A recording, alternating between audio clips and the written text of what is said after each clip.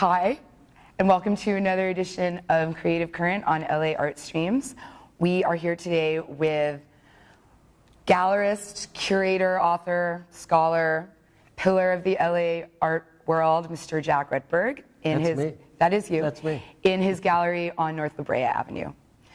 Hi, Jack. Hi, welcome. Thank you. Thanks Lovely for having to have us. you here. I know, it's funny. I mean, you and I have known each other for so long, and there's so many things we could talk about. Indeed. And I want to tell you, don't worry. I know the ones you're thinking of, and I'm not planning on bringing those up today. I'm not sure what that is, but Oh, you know, I don't do that what anymore. is that one thing with that's true? No, you're respectable. You're a pillar. Pillar. A pillar. Yes. Salt of the earth. Yes. No, pillar of salt. This is what happens. We get together and we get all Old Testament Jew on the whole, we can't help it. Yeah. It's, but It's a curse. it's a sign of how long we have known each other. Indeed. And so in one hand, it's kind of, it's almost like I could have done this at any point in the last couple of years. But on the other hand, I'm glad that we're doing it now, because the show that we're actually standing in the middle of is a kind of a landmark show. I mean, people say that a lot about a lot of the shows that happen here, but this one in particular has been getting stacks of notices, really positive reaction from critics, from audiences, I hope from collectors, you don't have to say. And so I thought maybe what we could do is talk a little bit in general about the show, and then start talking about some of the specific pieces that have most impressed people and captured their imaginations. Perfect. So I'll let you start. Perfect. Well, I'm of course very proud of the show and particularly excited about the community's response. Not just collectors, but actually artists. They're a really important part of this gallery. Visiting artists I'm talking about. Because that dialogue is more critical today, I think, than ever before.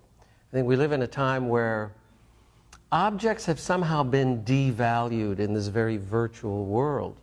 And so this collection of artists that spans about, I think we cover about 70 years. There are, if I'm not mistaken, 37 artists, about 60 works. It's really a wonderful opportunity to bring varied voices together and see the synergy at play. But I'm very excited about how it has inspired artists who have felt somehow marginalized because they actually make things. Mm-hmm.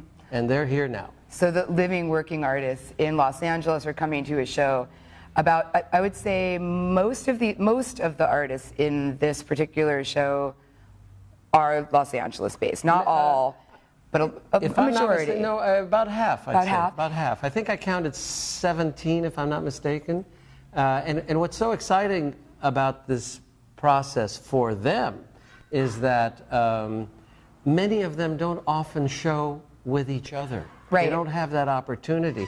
And so what you really see is this fantastic opportunity to see not only the commonality, but the remarkable differences. Mm-hmm. So that's kind of that's sort of what goes on at Jack Rutberg, is that there's always this kind of like museum level, people throw that term around, but it's really true, that it's more, the group shows are more than group shows. They're sort of, they have this really solid art historical approach, but I also know that you just as a person like to shake things up a little bit. That's kind of one of your joys in life, I would venture to say.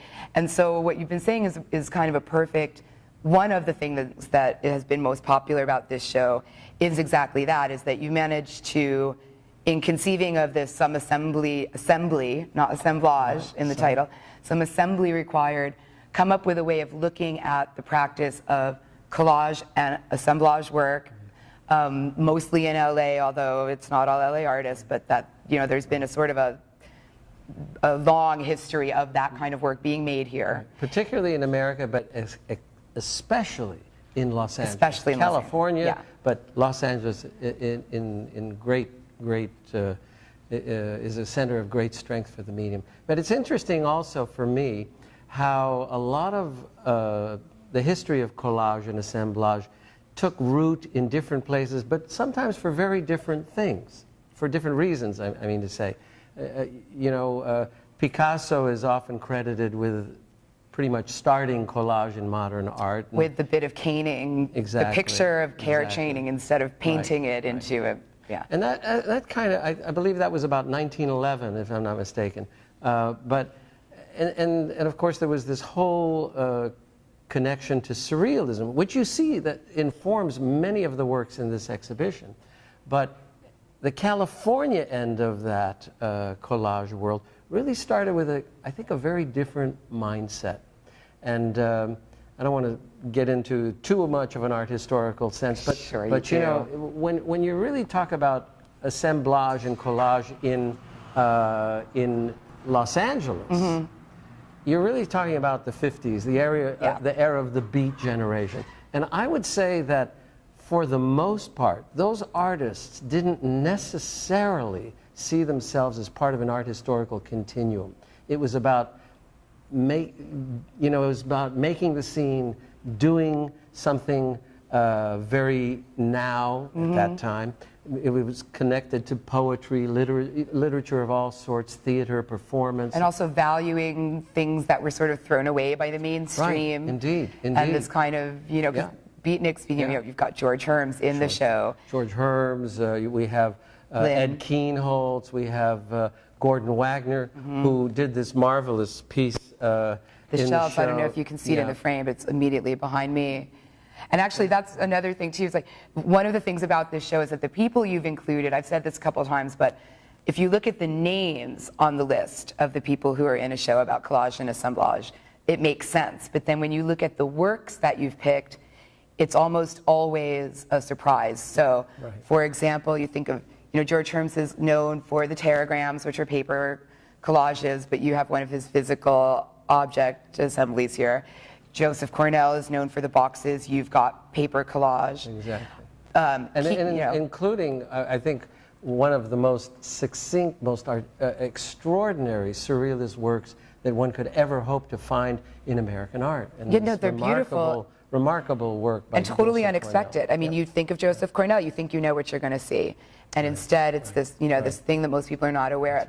And even the pieces behind us, the Wagner that you mentioned, it looks like what I would think a Keenholz would look like. And Keenholz because it's a collection of old, distressed wood, and a few random objects kind of literally attached, assembled, nestled, whatever, in a kind of a frame-like structure. That's what I feel like a Keenholz looks like, but it's a Glenn Wagner. And Gordon Wagner. Glenn Wagner's a totally different person. Thank you. And over my right shoulder is the Keenholz, which doesn't look like anything I would expect from Keenholz. This beautiful, first of all, there's an electric component, there's a, you know, a time movement. It's made of this almost clean metal, not wood. It retains its original shape as a TV set, recognizable.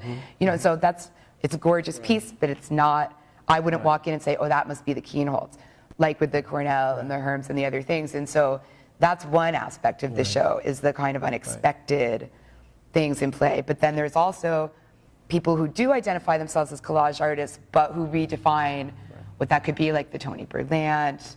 And then the same thing with assemblage, that Falkenstein shopping cart, which you can actually play with.